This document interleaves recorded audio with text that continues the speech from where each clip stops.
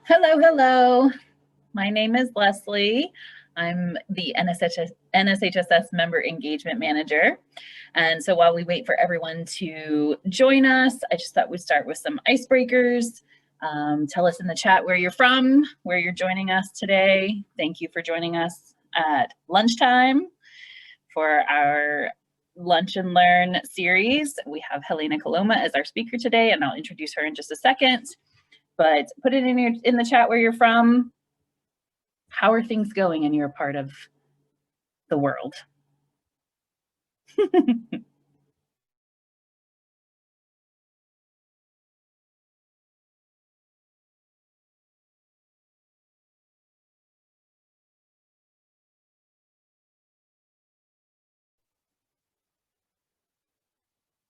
Michigan. All right.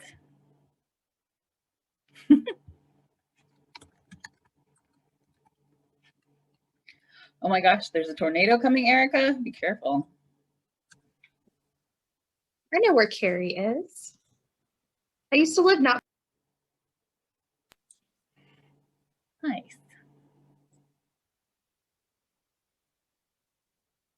So we'll wait just a few minutes for people to join. Have you all applied to any scholarships with NSHSS so far this year?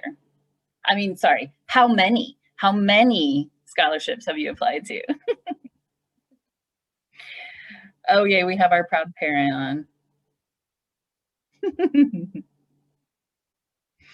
That's wonderful.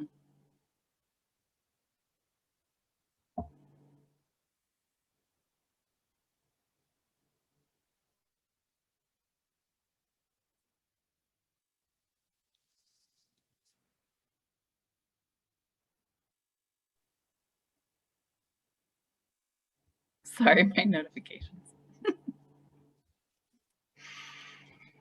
Well, we're so happy to have everyone joining us today. Just a little bit of housekeeping. If you have any questions for Helena as she is sharing her experience with us, please make sure to put those questions into the Q&A box. We have our chat that we're also doing on the side, which is where you can have general conversations or share your experience with scholarships or anything that you relate to while Helena is speaking. But make sure if you have any specific questions for her that she'll answer after she tells us about her story and how she came to be a part of NSHSS. Then she can answer those after the main session. Again, my name is Leslie Walton. I am the NSHSS Member Engagement Manager. So happy to have you here with us today. I first would like to also introduce Nikki I, who is my colleague, and you guys probably know her name because she is our Manager of Scholarships and Communications. We also have, listening in the background, Karen Kane, the GOAT. I think she has been referred to as the GOAT, who I'm sure you guys all recognize Karen's name as well. She will be here silently monitoring if you have any major questions. I'm sure she can help out. But Nikki, would you like to talk a little bit about scholarships before we get started today? Sure. So I don't want to take up too much time, but just wanted to kind of pop in and let everyone know that we have quite a few wonderful programs open currently and that are coming soon. So springtime we know is the most popular time for scholarships. It's a lot of time that people start really applying themselves. So I wanted to bring to your attention a couple of things we have coming up here. So actually in April, on April 14th, with a couple of our partners, including the Common Scholarship app, the Army ROTC, Liberty University, Smart Track, and Minerva Schools, we are doing a Scholarship 101 panel event. So it's all about how to access and apply for scholarship dollars. So if you have any questions, make sure you check that out. It's going to be on April 14th, and it's going to be at 7 o'clock. So I will actually drop that link here in the chat. So if anyone's interested in registering, it is free to register for. So it's there for you. We also recently, as in just a couple of days ago, opened up a couple of new scholarships as well. Two of them are brand spanking new for this year, and I'm very excited about them. We have a brand new 18 Under 18 award. So if you're under 18, you're a leader in your community in your school. We want to know what about your leadership is contagious. So, kind of in the style of a 30 under 30 kind of a thing, we're targeting those under 18. You get to fill out and film your own little video showing how you're a contagious leader and upload it. And we currently have that one open. We're going to be giving away 18 $1,000 awards for that one. So you have until the end of April to submit for that. And then also we do have another program I wanted to bring to everyone's attention.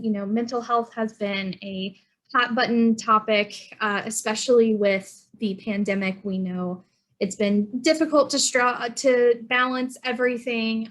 So we wanted to honor those of you who, maybe have gone through some mental health, trials and tribulations, but were able to find a way positively through it. Whether that be learning how to manage the pros and cons of social media, or, being able to look at the pandemic as a way for you to see it in a positive viewpoint. What are some of the tips and tricks and advice that you've done to stay connected, stay involved with your friends, with your family? So we are actually giving away about 3 awards, and they're going to be $2,000 each. So once again, we have plenty of scholarship programs to offer you. I'm going to drop that link here in the chat as well for everybody to take a look at. You don't necessarily have to be an NSHSS member to apply. Just make sure you check the eligibility requirements. But, and just to let everybody know, we will be having a brand new release of a bunch of brand new programs. So if you're a student athlete, if you're a creative writer, if you're an artist, if you do any kind of performing arts, whether that be dance, theater, music, those programs will all be opening in June. So we will be having quite a few of those coming up as well. So make sure you check them out. And again, if you ever have any questions about scholarships, you can always reach us at scholarships@nshss.org. So I'm going to pass it over to Leslie so we can get to our wonderful speaker today. Thank you, Nikki, for all that information. Really appreciate you coming on to tell us about that and share that with our attendees today. I really didn't know where to start when I wanted to introduce Helena, because since I met her in December of 2019, she has been such a big part of my experience as, a staff member of NSHSS. She is a scholarship winner, 2018 NSHSS Innovation in Artificial Intelligence STEM Scholarship. That took a while for me to remember. She is also our Vice President of Member Events on the Collegiate Council Executive Board. I'm sure some of you have seen the events that she and Lexi, her cohort, have been posting about our monthly movies that we're featuring. She is going to put together a coffee chat. I don't know, Helena, I don't want to talk too much about it, but I think it's really impressive. And I think that the things that I love that I know she'll talk about are her community service work and social work, how she is keeping on top of everything, being a student at Berkeley. And then, of course, your work in the pageant world. I think that we're all going to be curious to hear about everything that you have to say today. So I will let Helena Coloma start her discussion today. Thank you so much for being here. Thank you, everyone, for having me and for the very heartwarming and genuine welcome. That means a lot to me. And yes, she is correct. I am a scholarship recipient. I won the 2018 NSHSS STEM Innovation in Artificial Intelligence. And I won that back when I was a high school senior going into my college freshman year at UC Berkeley, where I am currently studying molecular and cell biology, biochemistry. It is definitely not an easy major, but I've been enjoying the journey so far. And NSHSS has definitely helped me along the way in more ways than I can express. And my journey with NSHSS started when I was a high school freshman going into my sophomore year. I received an invitation, and luckily I have very supportive parents with everything I do academically and in the community. And so I signed up to become a member, and I learned that the membership is truly what you make out of it. And I've been attending webinars since then, events, and I've had the pleasure of also managing the social media, taking over the social media as one of the students on their Instagram and also on the Snapchat, which has been just really awesome in terms of getting my story heard and out there. And as a UC Berkeley student, I'm also on the pre-dentistry path where my career goal is to become a military dentist, which also that in itself is not an easy task as well to do, but I've been getting through it. And luckily, NSHSS has just given me a great platform where I can meet other students who are just like me, very high achieving students with big, great goals for themselves. And luckily, it's a community where I can just share how I'm feeling and get to know different people of different backgrounds and experiences, and also have the platform to share my ideas. I started out on the collegiate council, and then I was selected to become the collegiate council executive board vice president of member events.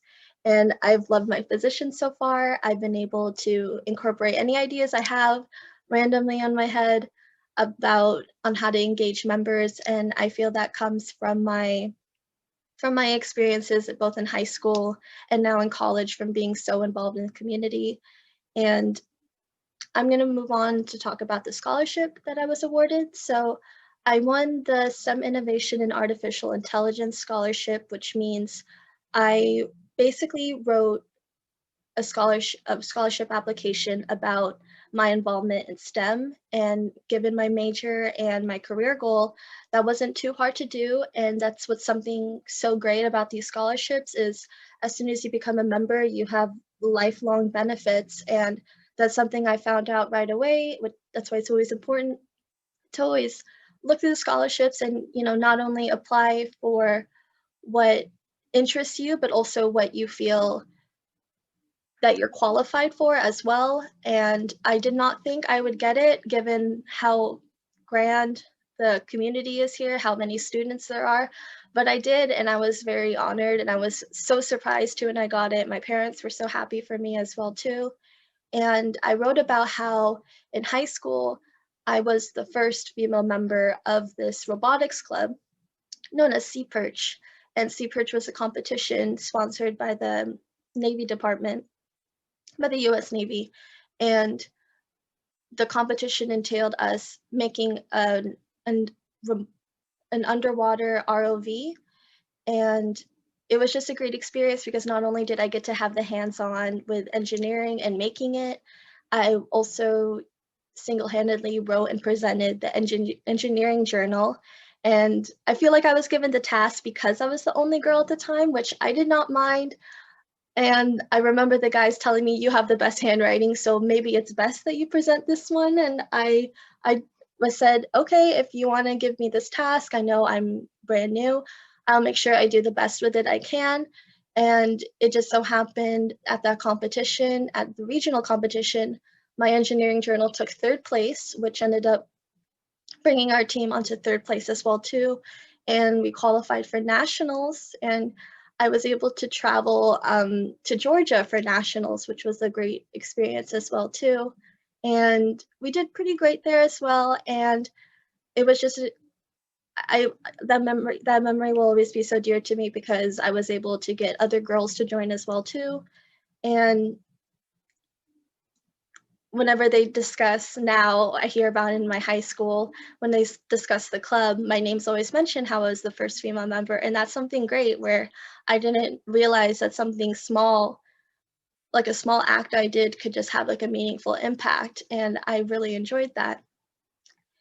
And my process for applying for that scholarship and some advice that I will give for applying to additional scholarships, since that's something that I'm doing right now, is my process started with looking at all the applications, looking at the list of scholarships as soon as they opened and keeping it in the back of my head, and then also making sure to write it down in any form of planner that I had, or just even in my notes on my phone about these scholarships and their deadlines, so then I know about it and I can prepare for it. Some people are different. Some people just like to sit down and get all their applications done in one go, and there's some people who need the extra time to think about it and plan ahead, especially if any of these scholarships require you to submit a video or write an essay. And luckily for me, I was able to keep great track of these scholarships because I had not only a great support system at home, but I also had a great support system when I was in high school with counselors who would remind me. And not only that, NSHSS is great with their communications about reminding you about these scholarships and also telling you about when these scholarships open up. So I went through the list and I looked at what I qualified for, and luckily there's already a system that tells you which ones you qualify for. I was a high school senior at the time, so luckily there were just so many scholarships that were available to me as a high school senior in NSHSS. And not only within NSHSS, if you're curious, there are much more scholarships I've found to be open to high school seniors than once you're already at a higher level in college. Like the number of scholarships I was able to apply for as a high school senior, there was much more than when I'm applying now as a college junior. So that's my advice with going into that. And also additional advice is if one of these scholarships, it seems like be a little more work, as in it's requiring you to make a video or make some form of media, but it's something you feel you're qualified for, and not only qualified for, but something you're really interested in. I just say to try and apply for it. It's free for you to apply, and it's not that much time out of your day to do, and also the reward that you feel afterwards if you receive it, it feels great because knowing all the hard work you put in was worth it. Also too, it's going to help save your parents or your guardians a lot of money going into college if you are a recipient of it, which is great. I use all the scholarship money towards my education at UC Berkeley, which has a very high tuition in itself, but that's why I'm so grateful to be awarded it and all the hard work put into it. I even have spoken about the scholarship I was awarded at this club for future dentists called CalPDS, Pre-Dental Society. And it's amazing because a lot of those other students talk about how they were awarded scholarships for their work in STEM involvement. So that's something that's great, is you'll have that platform as well too. And then a final piece of advice I have for applying to scholarships is to start as soon as you can, because you'll never know when you're going to have other ideas. And when I say start as soon as you can, that also means with your letters of recommendation. I've always reached out to my professors or even counselors asking for letters of recommendation about a month in advance. And I say that's a great time for, out of respect to the professor or counselor you're asking for, because at the same time when you're asking them, they're probably writing scholarship recommendations for a bunch of other students as well too. So you want to make sure that they have you in their mind, and also to ask a professor or a counselor that you have a relationship with already, where you've taken their class and where they know you.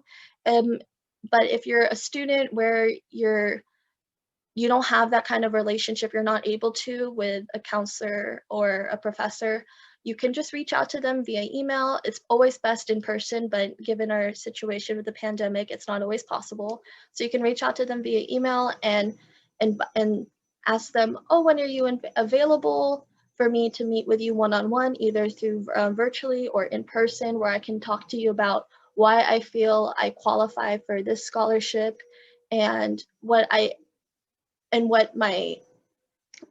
going to do with the scholarship later on if I receive it, because that will help your professor or counselor know what to talk about in it. And most of the time too, you don't get to see what they put.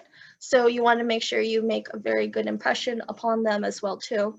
And then, yeah, again, just make sure to give them at least a month in advance to write it, or at most two, or if you really can't, then at least 2 weeks, because the day before, they're most likely going to be okay with doing it, but you don't get to see it. So it may not be as great as a recommendation you get with a month to prepare versus a day or a week to prepare. So that's my final advice about applying to scholarships. I might have something come back in my head later on. I've been applying nonstop, so I'm pretty sure I'll remember. And something that made me successful in applying for scholarships was, like I said, I wrote everything down in my planner. I had a great support system. Also sign up for if the scholarship program that you're applying for, if they have email reminders or text reminders or any type of reminders, because that'll just remind you as well too. If you're a busy student like me, those come in handy more than you think. And something else that I did too when I was preparing for this specific scholarship is I wrote about my own experience. I didn't try to look for something that I didn't already experience because it just made it a lot easier. I talked about me being like the first female member of Sea Perch, and also I talked about in my scholarship application how I obtained donations from community service projects I had in the past. And those donations actually helped us get the materials that we needed to build the underwater ROV for the competition. And we didn't have to rely on school funding like before. And everyone knows how it is depending on your school. Sometimes you have a lot of school funding versus you don't. So that's something great you can do too. You can actually apply this to any club that you're in, ask the community or ask anyone you know for donations for it, because it'll go a long way into leading to the success of your club. So that's something I discussed in my application. And I started pretty early on my application essay. And if you are a high school senior or a high school junior, you're going to be writing a lot of essays for your college applications themselves. So most of the time too, you can look at what you're writing in your college applications and apply them to your scholarship applications, or do vice versa, because not only will that save you a lot of time, but that'll give you the time to refine whichever one that it is. And also too, it's best to just talk about your own experiences rather than just trying to find something out there to apply for a scholarship that you don't feel like you really qualify for, you're not really interested in. But if you would like to, that's definitely an option you can do. But just always remember just to start as early as you can, because these deadlines come up sooner than you think. And another piece of advice I just remembered is when you are asking for a recommender for a recommendation, kind of check in with them as the deadline approaches, because that will benefit them and also benefit you. If they are a professor or counselor and there's all these deadlines coming up, that's going to help them to stay on track with your application recommendation. And also, there's also a chance too that it may slip their mind, and those reminders will help them to work on it in the meantime. Because the worst thing is when you're applying for your scholarship and you don't have your recommendation in, and you feel like and you're not able to apply for it because you had everything in, but you just didn't have the recommendation itself. And sometimes it's not always the recommender's fault, it's things happen in life, right? So just always work early and send reminders and always communicate with them, so then you're on top of things and you don't have those situations happen. Because I've had those situations happen and you have the application ready and you're not able to apply for it. And that's what I discussed in my essay for the scholarship. And I discussed similar things since then in other NSHSS scholarships I've applied for. I won that scholarship in the STEM Innovation and Artificial Intelligence, but I remember when I was a high school senior going to college freshman year, I was nominated for the NSHSS How I Got Into My Dream School scholarship. And it was great to be nominated for it because I was able to talk about my journey to UC Berkeley. And I can't express to kids more enough how the membership with NSHSS is what you make out of it.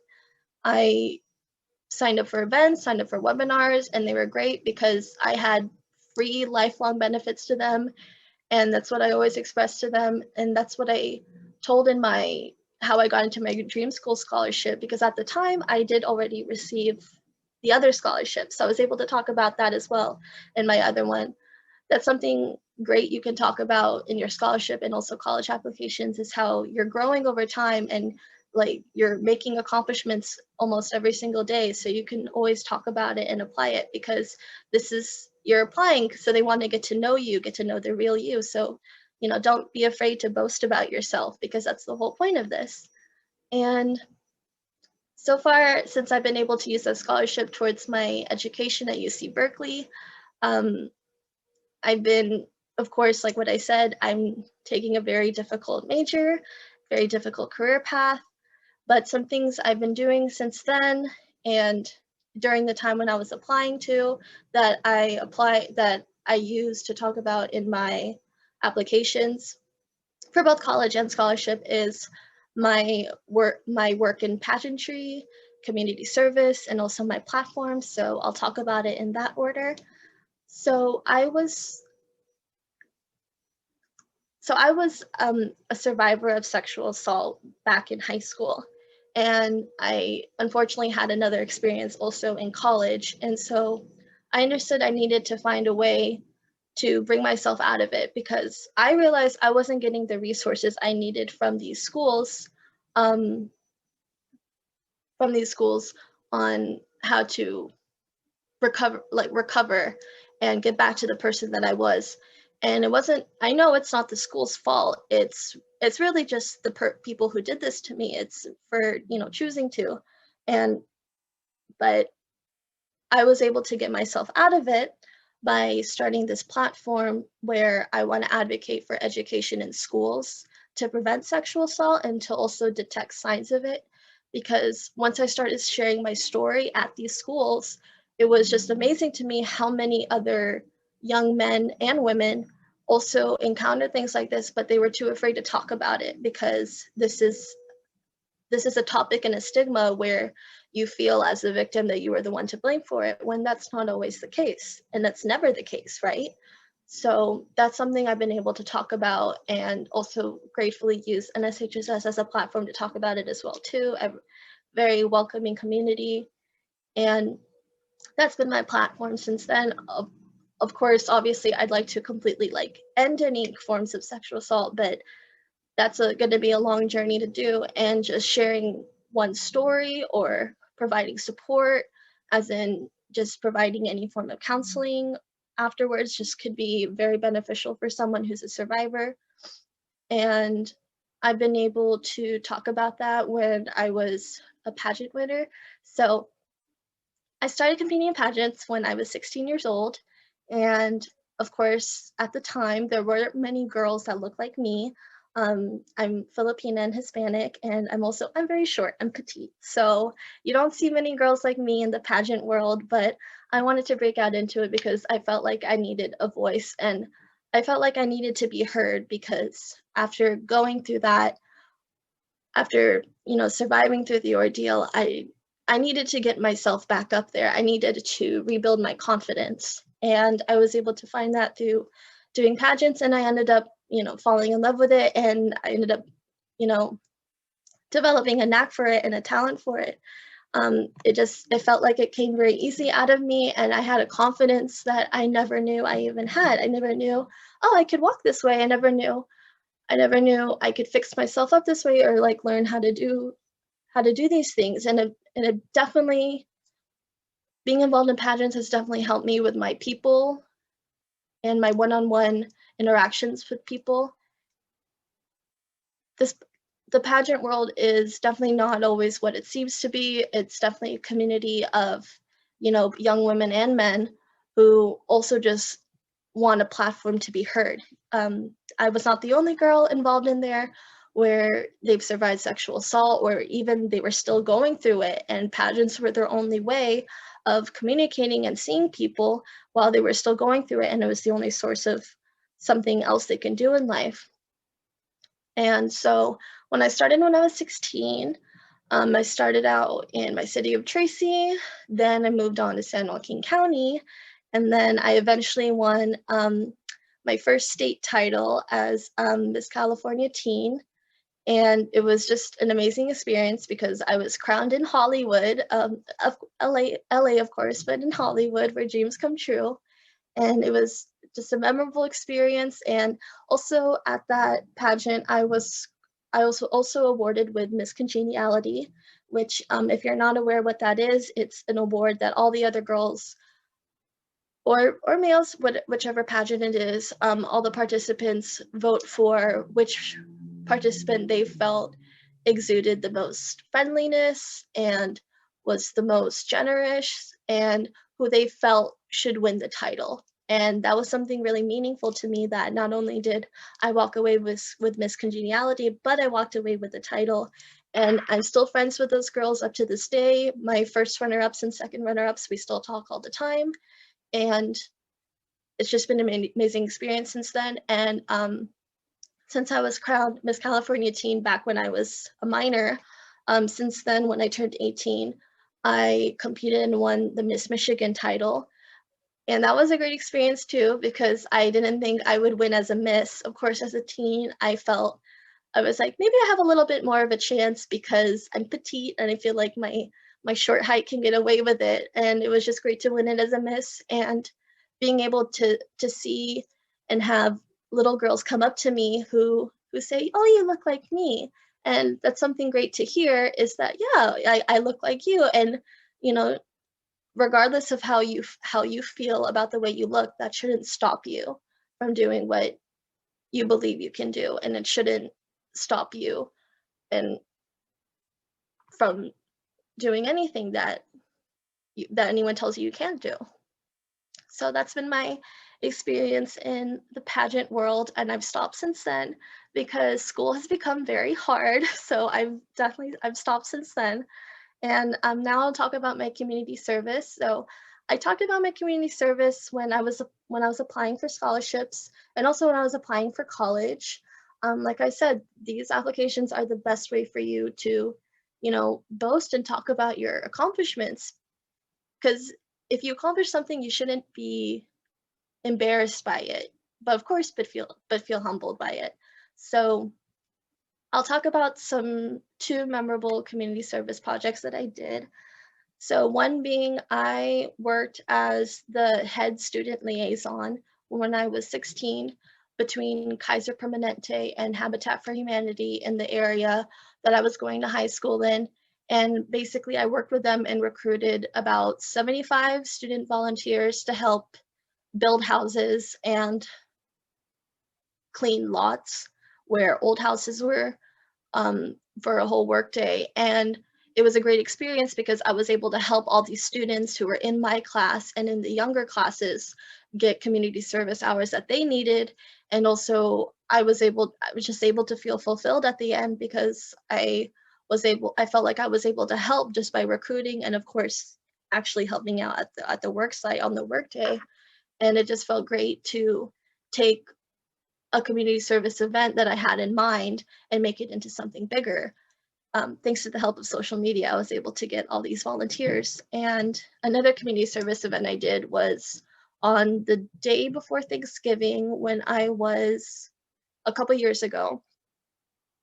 I noticed that the Modesto Gospel Mission, which is a homeless shelter in Stanislaus County, where I went to high school in, they had a growing number of volunteers that they really needed each year to help out on that particular day, on either on Thanksgiving or the day before Thanksgiving, because that's when a lot of people in the homeless community would come in to get their Thanksgiving dinners and also to get their clothes. And so I volunteered that day. I volunteered actually on Thanksgiving Day because I noticed they needed a lot of volunteers, and there was just something inside me, I felt like I needed to help. And so I helped out and I gave food, I donated, and I also gave out clothes. And then spontaneously, the Fox 40 news crew was there, and they selected me to be interviewed.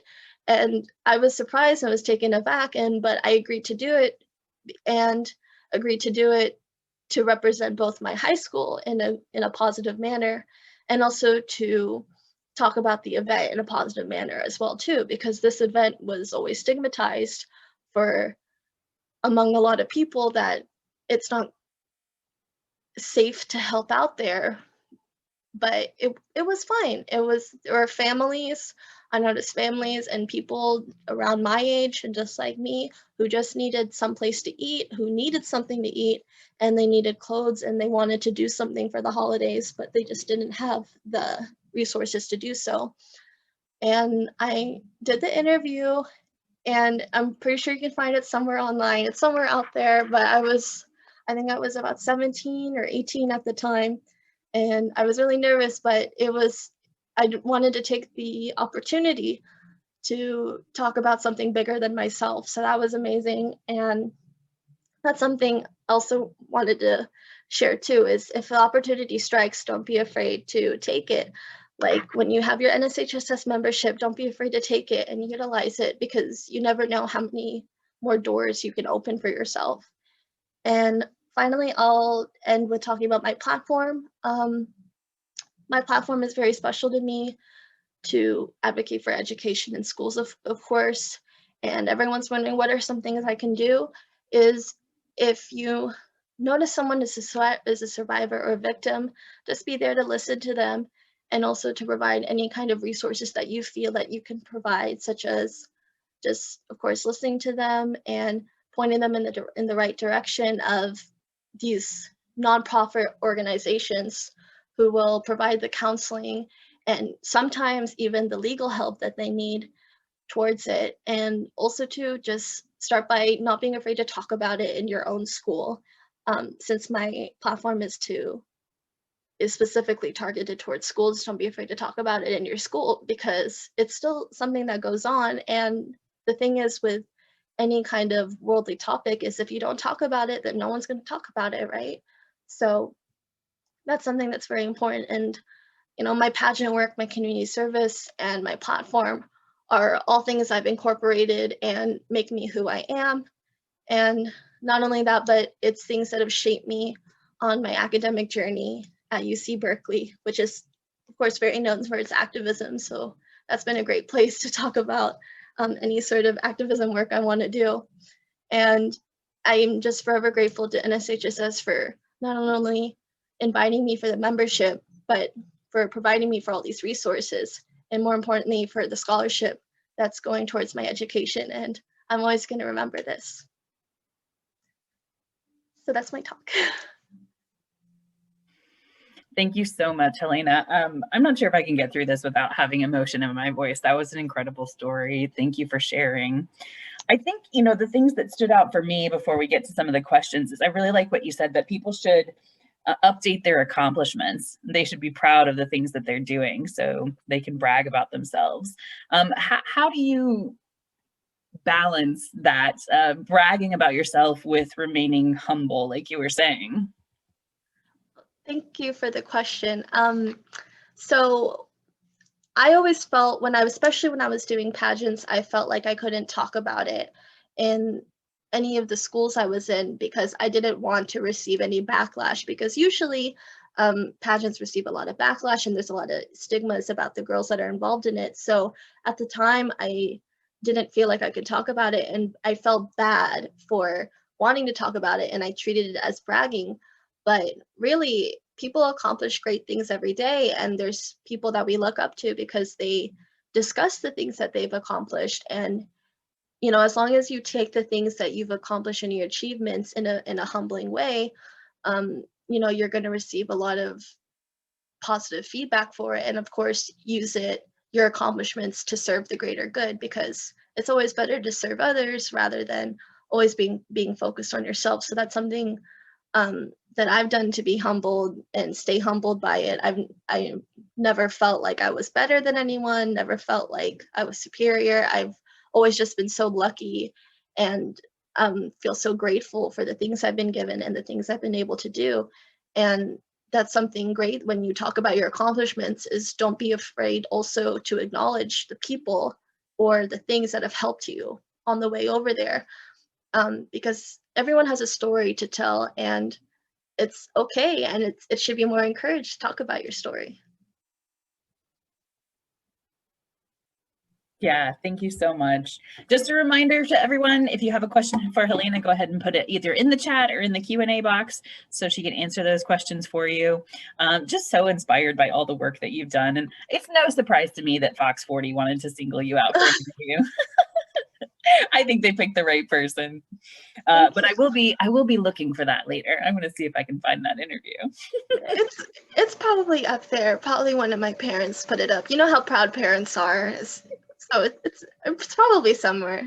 Dad, if you're listening, you can drop the link in the chat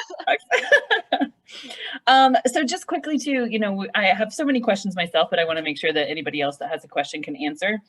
I think one of the things that we would love to have you share before you leave is any resources that you were mentioning for your platform, websites or email addresses or social media platforms that people could check out. If you have some information that you could drop in the chat for people to do their own research and look into the topic further. I was wondering too about when you were talking about the refinement process for your applications and those essays that you have to write, like how many people should you send it to? You know, do you have others take a look at it, or could you go into more detail about that? That's a great question. I actually did have people take a look at my application essays before I submitted them, and I even had them take a look after. And I know that seems like a dead end to have them look at your application essays after you submitted them, but it helped me to prepare for my next ones because there's always deadline after deadline coming. So I definitely did share them with my counselors, and I shared them with my close friends, and I even shared them with, of course, my parents and also people within the clubs I was in, because most of the time, if you're in a club, whether it be in high school or college, you're most likely applying for the same scholarships that they are. And people usually treat those as a competition, but no, it's just a matter of, okay, who does the committee feel like should get the scholarship right now? And, you know, sometimes this is something they said in pageants too, sometimes they might select one person one day and another person another day. So it should never be a competition, but ask as many people as you can, but of course, people that you trust, and most important, that you trust their opinion on, and ask them on how you can, you know, make your essay better, or what you should omit, what you should go into more detail about. Of course, something I say is when you're refining it is, you know, always look at it on different days, because one day you might be feeling, okay, I like it now. And then another day you might be feeling, okay, yeah, I talked way too much about something that didn't even apply to me, or like, it's not even about me.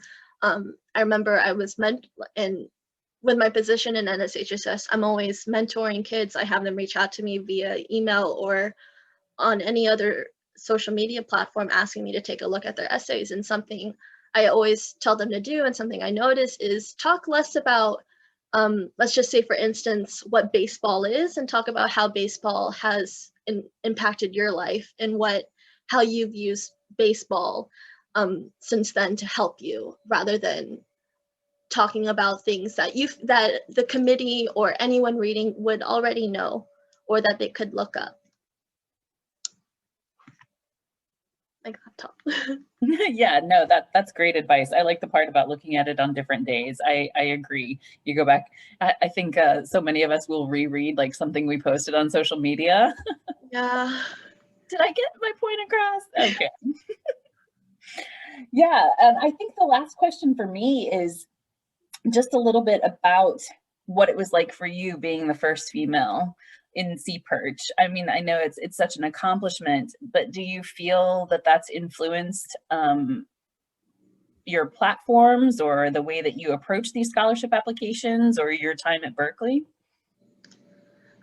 Thank you for the question. I always look back on that experience with so much joy, because I remember just passing by the club room one time, and I noticed it was just a bunch of guys in there. And I asked my counselor, I'm like, what is this club? I've never heard of this club before. And at the time, I was a little bit of an overachiever in high school. I think I was in every single club besides bowling. And that was just because I couldn't get a ride to go to bowling club. That's why. And yeah, I was pretty involved. I was one of those type of people, like I had a leadership position in ASB, and I was Key Club president. My school was a private school, so I was in their highest religious community. And it's been a long time since then. I can't even remember my positions, but I remember just asking a counselor, what is this club? And she told me, and I was surprised. I was surprised that I never heard of this club, because it was something involved in STEM. And at the time, there weren't too many clubs involved in STEM besides academic competition ones. But this one was just a club itself, where you can like work on things.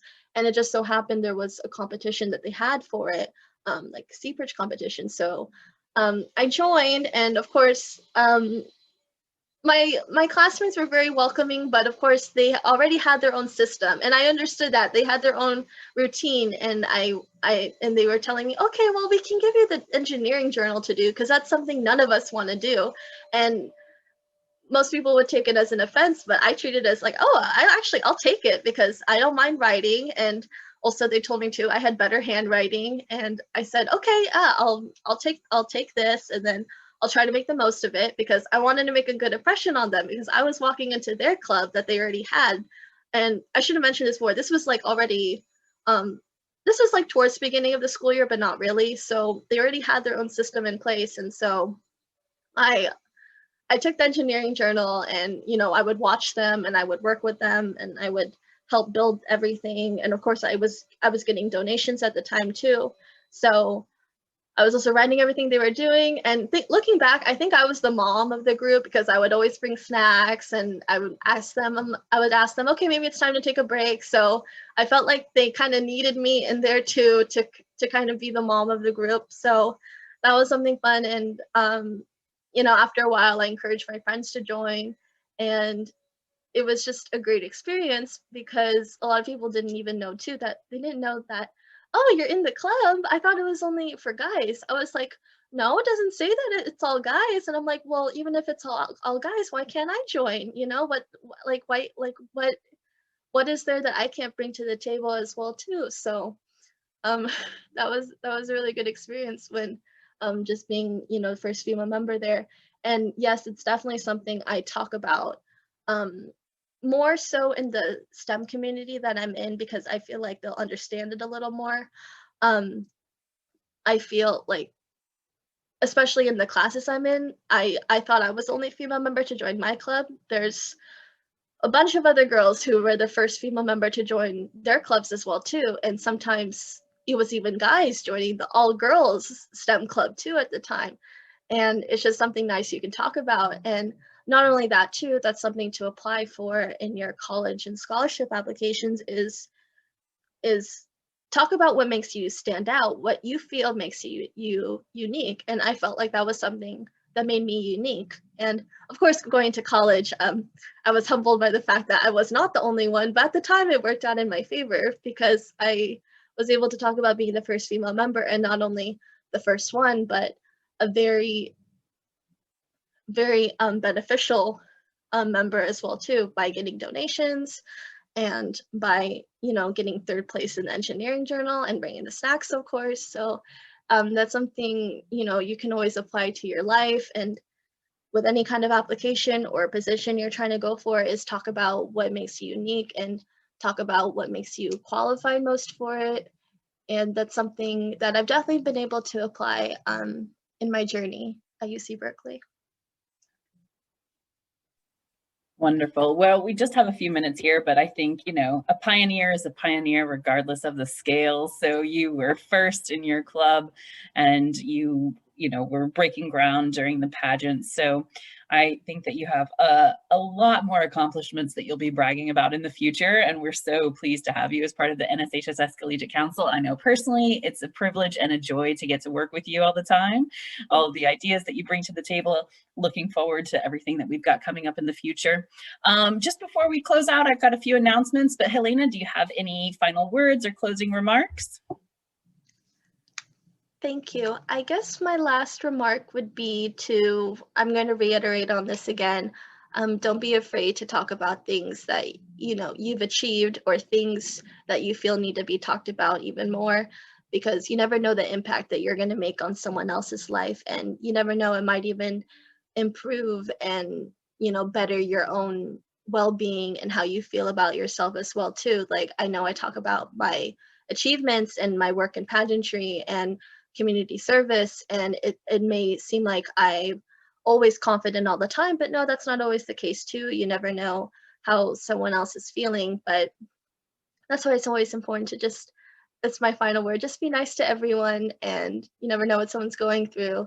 And also to good luck to everyone in their scholarship applications. Make sure you please start early, as soon as you can. It's that I cannot repeat enough. I wish I always started earlier than I initially had all the time. Great advice for all of us. Start as early as you can because you never know what might come up. Well, thank you. Thank you again, Helena, so much for your time and for sharing your story and your experience and your platform with us.